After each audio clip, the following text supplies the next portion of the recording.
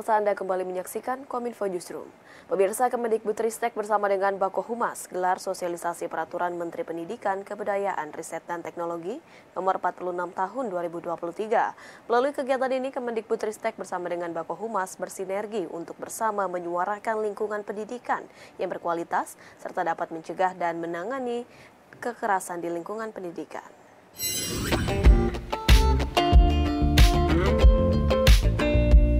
Kementerian Pendidikan, Kebudayaan, Riset dan Teknologi bersinergi dengan Badan Koordinasi Kehumasan gelar forum tematik Pendidikan Berkualitas Tanpa Kekerasan melalui Permendikbudristek PPKSP. Dihadiri oleh 103 peserta anggota Bako Humas dan stakeholder terkait, acara ini diusung untuk meningkatkan pemahaman mengenai Permendikbudristek nomor 46 tahun 2023 tentang pencegahan dan penanganan kekerasan di lingkungan satuan pendidikan. Melalui kegiatan ini, Kemendikbudristek bersama dengan Bako Humas bersinergi untuk bersama menyuarakan lingkungan pendidikan yang berkualitas, serta mencegah dan menangani kekerasan di sekolah maupun perguruan tinggi.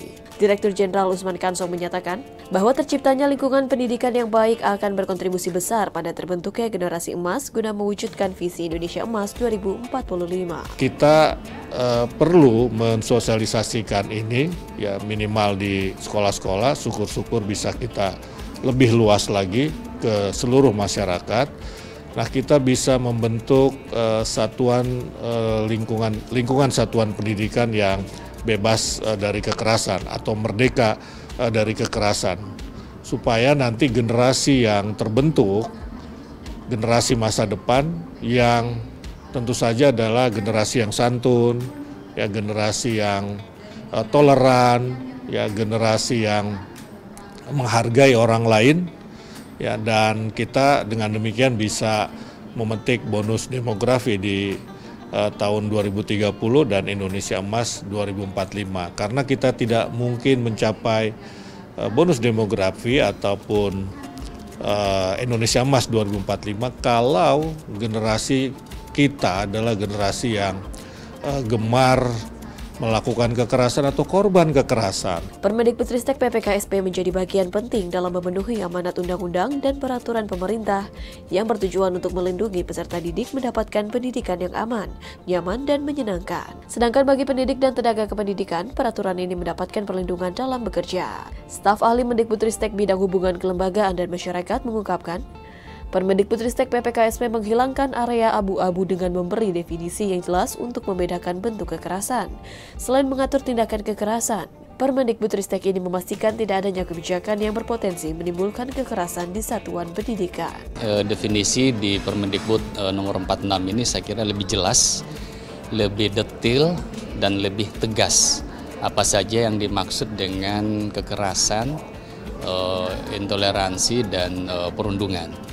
Jadi kalau sebelumnya tuh masih sedikit, bukan sedikit ya, lebih normatif, lebih abu-abu, cenderung bersayap dan menimbulkan multitafsir. Kalau ini lebih detail, lebih jelas. Apalagi nanti akan kita susun dan sudah ada ya, mungkin cuma belum disosialisasikan. Itu adalah juknis. Apa yang harus dilakukan oleh Satgas dan tim PPKS.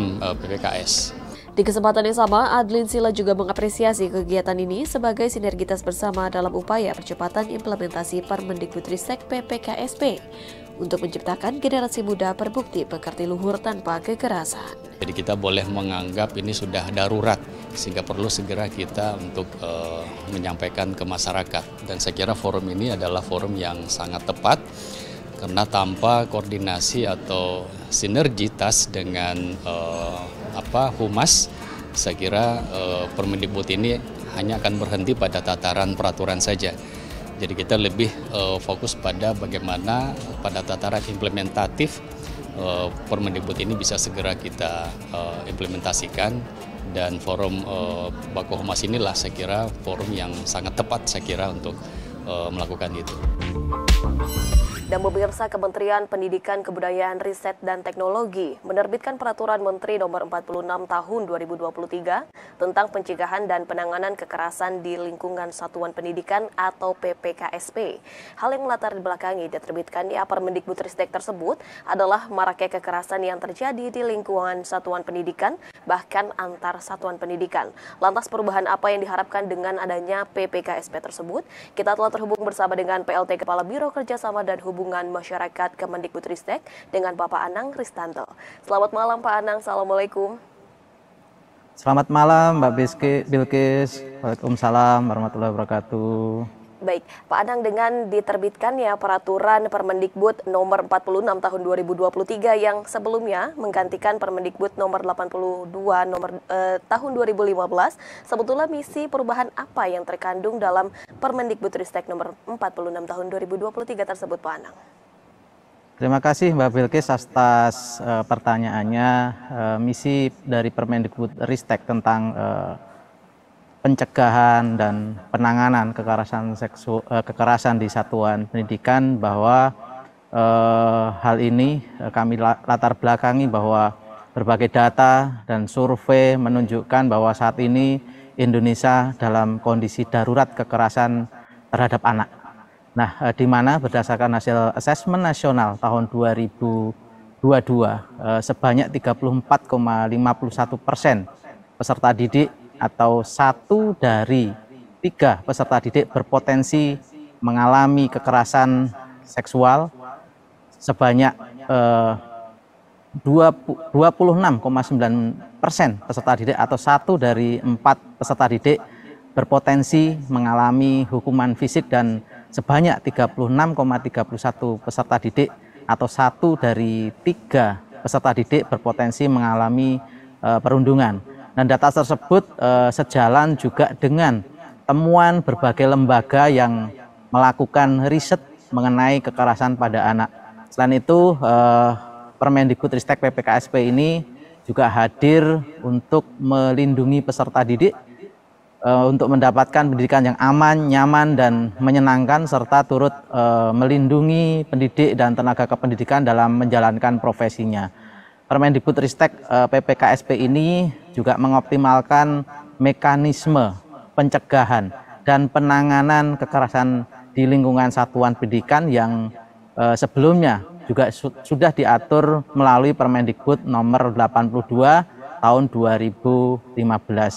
Beberapa hal yang baru yang diatur dalam Permendikbudristek ini lebih detail, yaitu yang pertama yaitu pihak-pihak yang menjadi sasaran Permendikbud PPKSP, yang kedua yaitu definisi dan bentuk-bentuk kekerasan, yang ketiga juga diatur pembentukan tim pencegahan dan penanganan kekerasan atau TPPK dan satuan tugas, dan yang keempat yaitu syarat dan tugas tim pencegahan dan penanganan kekerasan atau TPPK, yang kelima yaitu mekanisme dan alur penanganan kekerasan, dan yang keenam yaitu hak saksi, korban, dan juga pelapor, dan yang terakhir yaitu kami mengatur pendataan penanganan kekerasan yang mendukung perencanaan berbasis data. Mungkin itu Mbak Kabila. Baik, dengan diterbitkannya PPKSP nomor 46 tersebut memang diharapkan bisa dapat mengoptimalkan mekanisme penanganan kekerasan di lingkungan satuan pendidikan, dan tentunya juga ini untuk melindungi baik peserta didik dan juga tenaga pendidik. Dan saat ini berdasarkan data yang sudah dijabarkan Pak Anang, Indonesia darurat kekerasan ini ibaratkan 1 dari 3 peserta didik yang berpotensi untuk mengalami kekerasan seksual dan perundungan, begitu ya Pak Anang. Pak Anang, dengan adanya peraturan ini apakah berarti hanya melindungi korban saja, atau juga ini bisa untuk melindungi para pelaku dan juga saksi dan juga sebagainya, atau seperti apa Pak gambarannya? Ya, jadi untuk PPKSP ini juga tentu ya kita juga melindungi saksi dan juga korban. Jadi kita tidak publis sehingga data-data individu ini menjadi bahan kami untuk menindaklanjuti laporan-laporan yang masuk baik melalui Kemendikbudristek maupun pemerintah daerah setempat. Dan mungkin perlu kami sampaikan bahwa bentuk kekerasan tersebut juga bermacam-macam ya yang diatur dalam Permendikbud PPKSP ini, antara lain yaitu kekerasan fisik, kekerasan psikis, perundungan, kekerasan seksual, diskriminasi, dan juga intoleransi. Terus selain itu juga kebijakan yang mengandung kekerasan ini juga sangat kita perhatikan, terus dan juga bentuk kekerasan lainnya. Dan kekerasan tersebut juga yang kita atur adalah kekerasan yang dilakukan secara fisik, verbal, nonverbal, dan atau juga kekerasan yang melalui media informasi, baik itu media sosial atau media yang lainnya. Gitu. Ini adalah hal-hal yang kami atur dalam peraturan Kemendikbudristek tersebut. Baik, sehingga peraturan ini mengatur secara menyeluruh begitu ya Pak, terkait dengan kekerasan yang mungkin saja terjadi sebagai kekerasan seksual maupun fisik, hingga media informasi, kemudian juga diskriminasi dan intoleransi. Sebelumnya Pak Anang juga telah menyebutkan terkait tim pencegahan dan penanganan kekerasan ya Pak ya. Ini apakah sudah berlangsung berapa lama dan sejauh ini perkembangan pasca implementasi tim satuan tersebut seperti apa Pak Anang? Ya, saat ini ya 2 bulan setelah peluncuran Permendikbud PPKS, sebanyak 16% satuan pendidikan telah membentuk tim pencegahan dan penanganan kekerasan dan melaporkannya kepada Kemendikbudristek melalui aplikasi Dapodik atau data pokok pendidikan. Kami juga menghimbau satuan pendidikan agar segera membentuk dan juga berembuk dengan komite sekolah dan membentuk tim pencegahan dan penanganan kekerasan yang anggotanya ini diatur secara gassal, minimal 3 orang yang terdiri dari guru dan juga orang tua atau wali murid. Selain itu, kami juga menghimbau kepada pemerintah daerah agar segera membentuk satuan tugas pencegahan dan penanganan kekerasan yang ditetapkan oleh kepala daerah dengan usulan dari Dinas Pendidikan. Jadi saat ini ada memang beberapa dinas atau Pemda belum membentuk Satgas ini. Kami sangat mendukung ini dan mendorong ini agar Satgas ini juga segera dibentuk. Dan juga kami dalam hal ini selalu juga bekerja sama dengan masyarakat ya, tidak hanya dinas-dinas pendidikan atau yang terkait. Tentu kami juga bekerja sama dengan seluruh stakeholder untuk menciptakan lingkungan yang aman dan nyaman. Dan data terkait tim dan juga Satgas pencegahan dan penanganan kekerasan dapat juga dilihat dalam laman kita, yaitu dalam referensi.data.kemdikbud.go.id. Mungkin itu Mbak. Silakan. Baik, semenjak 2 bulan sejak diterbitkan peraturan tersebut, ini 16% sudah membuat tim pencegahan dan penanganan kekerasan. Dan adapun syarat untuk pembentukan tim tersebut ini minimal 3 orang dengan terdiri dari tim pendidik dan juga masyarakat sekitar begitu ya Pak, guru maupun orang-orang yang ada di sekitar. Kemudian Pak, progres dalam skala nasional maupun skala daerah ini bagaimana proses dari pembentukan tim pencegahan dan penanganan kekerasan tersebut? Apakah ada beberapa kendala begitu mungkin Pak dengan adanya peraturan ini untuk membentuk tim pencegahan dan penanganan kekerasan tersebut dalam skala nasional dan daerah ini seperti apa Pak?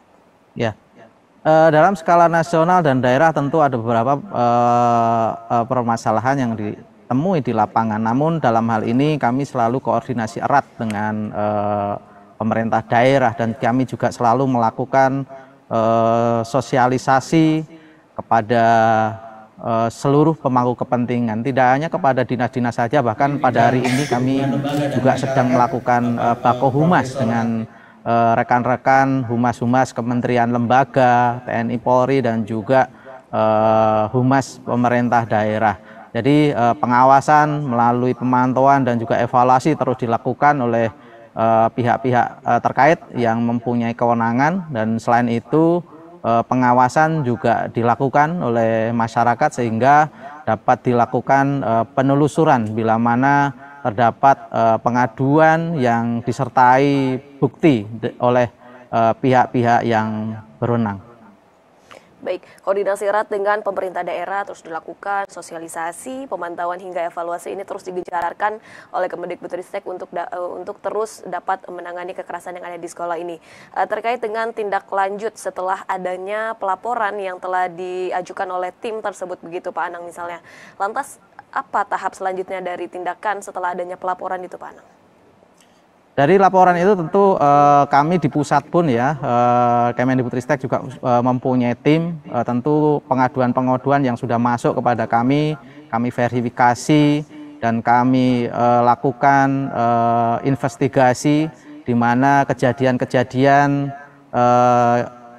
kekerasan terjadi di satuan pendidikan. Dalam hal ini kami juga selalu koordinasi erat dengan lembaga-lembaga yang juga berkonsentrasi atau fokusnya dalam menangani kekerasan-kekerasan yang terjadi kepada anak, yang juga mereka juga tentu punya konsentrasi terhadap itu, dan hal ini untuk mewujudkan lingkungan sekolah yang aman dan nyaman bagi peserta didik dan juga bagi seluruh warga satuan pendidikan. Ya. Dapat disimpulkan berarti pengaduan yang telah masuk ini begitu ya Pak, telah masuk ini kemudian diverifikasi, kemudian dilakukan investigasi kebenaran dari pengaduan tersebut dan mengajak instansi terkait untuk dapat memecahkan dengan adanya penanganan dan juga pengaduan tersebut. Secara nasional Pak Anang, instansi kementerian atau lembaga terkait mana saja yang bekerja sama dengan Kemendikbudristek untuk bisa menangani pencegahan dan juga pengelolaan kekerasan yang ada di sekolah ini Pak? Ya. Tentu kami kemarin di bulan Agustus kemarin kami juga telah meluncurkan Permendikbud ini, dan kami juga sudah melakukan penandatanganan nota kesepahaman dengan berbagai kementerian dan lembaga. Ada 8 kementerian dan lembaga yang kami ajak untuk melakukan ini atau mengimplementasikan Permendikbud ini, diantaranya yaitu Kementerian Dalam Negeri, Kementerian Sosial, Kementerian PPA, Kementerian Agama, dan juga Komisi Perlindungan Anak. Ini kami ajak kolaborasi, dan kami juga melibatkan berbagai lembaga-lembaga masyarakat ya tentunya ya, yang juga mendukung dan membantu kami dalam mengimplementasikan Permendikbudristek ini, karena dengan 8 kementerian lembaga yang saat ini kami ajak untuk kolaborasi pun kami rasa ini juga masih kurang, Mbak Sabila. Tentu yang utama adalah masyarakat juga harus ikut serta mendukung terkait dengan implementasi Permendikbudristek tentang PPKSP ini. Baik, ternyata masyarakat ini memiliki peran penting yang besar begitu ya Pak, untuk dapat bersama-sama mencegah dan juga menangani kekerasan yang ada di satuan pendidikan. Terakhir Pak Anang, seringkali memang dalam suatu kasus ditemukan bahwa institusi pendidikan ini terdapat kepentingan untuk menjaga nama baik sekolah mereka. Nah, sehingga ini juga ada kemungkinan terjadi adanya fenomena gunung es begitu Pak, atau tindakan kekerasan di dalam lingkungan satuan pendidikan. Lantas apa upaya yang dilakukan Kemendikbudristek agar hal ini tidak terulang kembali? Ya. Saya rasa yang pertama adalah kami selalu mendorong sosialisasi kepada sekolah, Pemda, dan juga masyarakat terkait dengan Permendikbudristek ini, khususnya untuk pencegahan dan juga penanganannya. Nah, di samping itu kami juga selalu melakukan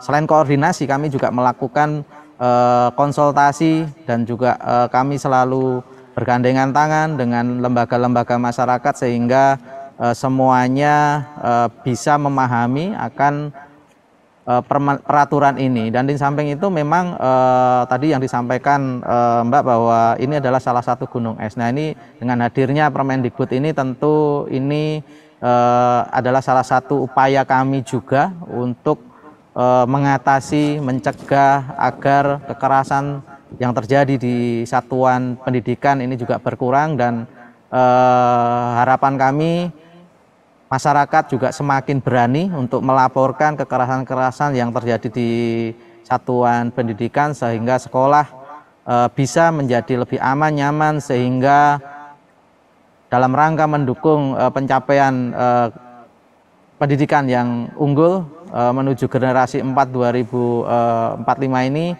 tentu ini dapat tercapai.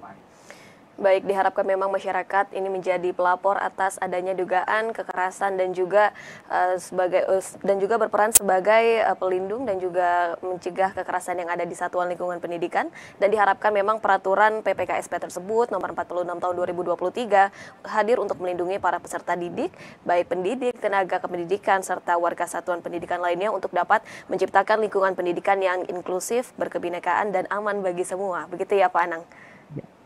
Baik, terima kasih Pak Anang Ristanto selaku PLT Kepala Biro Kerjasama dan Hubungan Masyarakat Kemendikbudristek yang telah bergabung pada Kominfo Newsroom hari ini. Terima kasih banyak Pak Anang, selamat melanjutkan aktivitas, salam sehat selalu.